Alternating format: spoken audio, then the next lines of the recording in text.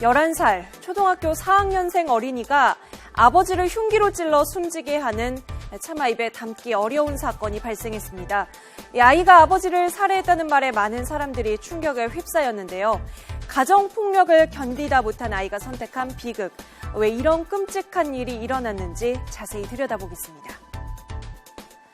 지난 7일 밤 11살 A군의 아버지는 아내, 그러니까 A군의 엄마를 때리기 시작합니다.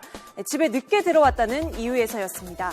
구타는 30분 이상 계속됐습니다. 참다 못해 이 A군은 부엌에서 흉기를 가져와 아버지를 찔렀습니다. 아버지는 119 구조대에 의해 병원으로 옮겨졌지만 결국 숨졌습니다. 어머니가 폭력을 당하는 것을 보자 흉기로 아버지를 숨지게 한 A군. 소년이 아버지를 찌르기까지 어떤 심리 상태였을까요? 그 순간에는 이 아이는 아빠로 본 게 아니죠. 내 엄마를 어쩌면 죽일 수도 있겠구나. 이런 생각을 하게 되는 그런 어떤 야간의 공포, 경악, 흥분, 당황된 그런 심리가 있었다고 보는 것이죠. 장남이었던 소년은 순간 어머니를 지켜야겠다는 생각에 돌이킬 수 없는 선택을 한 것입니다. A군은 경찰 진술에서 아버지가 수시로 어머니를 때렸다고 말했습니다. 동네 주민들도 평소 A군의 아버지가 아내와 아들을 자주 폭행했다고 증언했습니다.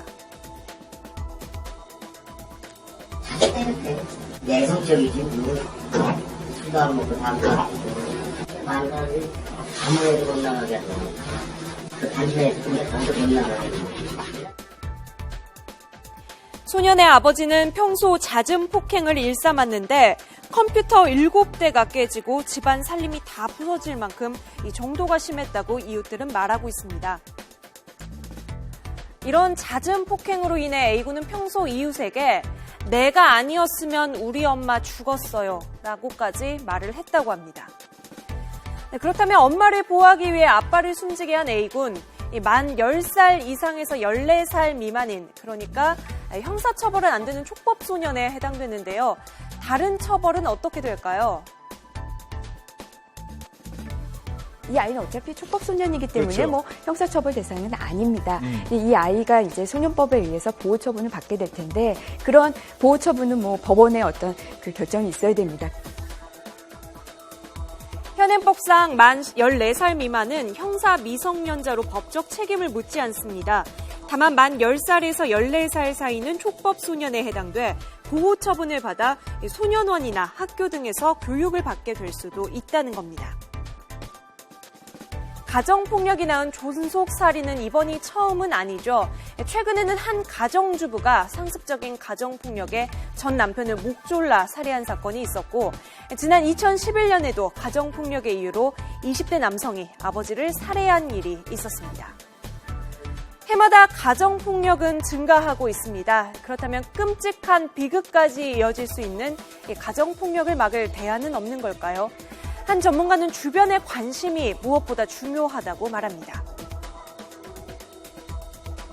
주변에서도 관심을 기울여야 돼요. 그렇죠. 옆집에서 그렇게 맞는 소리 이런 게 나면 사실 그 옆집에서는 이런 소리가 나도 내가 신고를 해줘야겠다라는 생각보다는 저 집안에서 일어난 그렇죠. 일이겠지. 자기네들이 그래. 그렇죠. 자기네들이 심각하면 알아서 신고하겠지 하면서 약간 남의 일로 치부하는 경향이 좀 크거든요. 주변에 대한 관심도 좀 기울일 필요가 있어요. 경찰은 현재 A군에 대한 심리치료를 진행하기로 했다고 밝혔는데요. 전문가들도 지금은 처벌보다도 중요한 게 심리치료라고 강조하고 있습니다. 아마도 아이가 자라면서 받게 될 충격과 상처 때문이겠죠. A군은 아직 아버지의 사망 소식을 모르고 있는 것으로 전해지고 있습니다. 물론 살인은 어떤 이유를 막론하고 도덕적으로도 또 법률적으로도 정당하지 않습니다. 그런데 11살 아이의 손에 흉기가 들리기까지 끔찍했던 가정폭력의 악순환과 폐해는 우리 사회에 사각지대로 남아있는 건 아닌지 이번에 다시 적나라하게 드러나게 됐습니다.